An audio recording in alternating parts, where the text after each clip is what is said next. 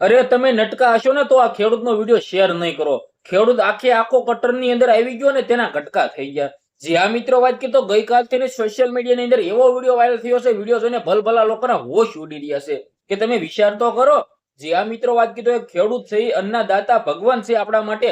જો આ દુનિયાની અંદર ખેડૂત ન હોય ને તો બધા લોકો ભૂખે મરી જાય, પરંતુ ઈ જ ખેડૂતની સાથે જે થયું છે ને, કટરની અંદર આવીને તેના કટકા થઈ ગયા. આ વિડીયો મારે દુઃખની સાથે બનાવવો પડતો હોય છે, કારણ કે તમે બધા લોકો ખેડૂતના વિડીયોને શેર નહીં કરો. આ વિડીયોને એટલો શેર કરો કે ગુજરાતની અંદર જેટલા પણ ખેડૂત મિત્રો છે તે ક્યાંક ને ક્યાંક સાવચેતી રાખી શકે કે આવું પણ થઈ શકે કે ટ્રેક્ટરની પાછળ જે થ્રેશર જેવું આવે, ક્યાંક આપણે કટ્ટર આવે, તેની અંદર જ ભાઈના કટકા થઈ ગયા.